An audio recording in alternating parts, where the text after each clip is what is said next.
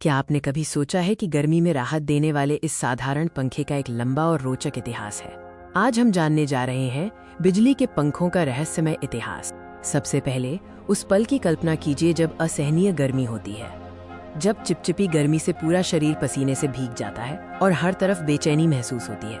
ये भारत की भीषण गर्मी का एक आम दृश्य है, लेकिन एक बटन दबाते ही ठंडी हवा का वो झोंका जो तुरंत राहत देता है।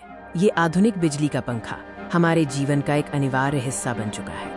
आज हम जानेंगे कि ये साधारण सा दिखने वाला उपकरण हजारों सालों की तकनीक और विज्ञान का परिणाम कैसे है। पर बिजली के आविष्कार से पहले लोग गर्मी से कैसे निपटते थे? आइए चलते हैं प्राचीन काल में। हवा को नियंत्रित करने का प्रयास प्राचीन मिस्र जितना पुराना है। शुरू में लोग हाथ से बने पंखों का इस्तेमाल करते थे।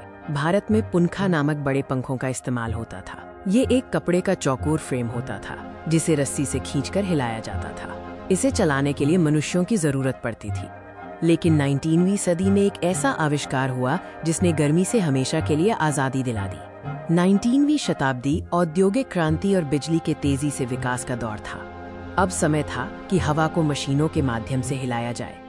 1886 में अमेरिकी इंजीनियर शूलर स्काट्स-व्हीलर ने पहला सफल इलेक्ट्रिक डेस्क फैन बनाया।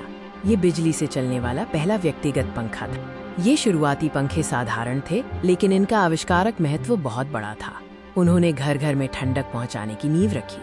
अब समझते हैं कि एक पंखा हमें वास्तव में ठंडा कैसे करता है। क्या पंखा कमरे की हवा को ठंडा करता है? पंखा पवन शीतलन प्रभाव विंड चिल इफेक्ट के सिद्धांत पर काम करता है। आइए इसे 3D ग्राफिक्स की मदद से समझते हैं। जब हम गर्मी से पसीना बहाते हैं तो पंखे की हवा उस पसीने को तेजी से वाष्पीकृत कर देती है। इस वाष्पीकरण की प्रक्रिया में गर्मी हमारे शरीर से दूर हो जाती है। याद रखें, पंखा कमरे की हवा का तापमान नहीं बदलता, ये सिर्फ आपकी त्वचा को ठंडा करता है। अगर आप चाहते हैं कि आपका पंखा हमेशा सबसे अच्छी गति से चले तो कुछ आसान रखरखाव के सुझाव अपनाएं। पहला और सबसे जरूरी काम है ब्लेड को साफ रखना। धूल जमा होने से पंखे की दक्षता कम हो जाती है।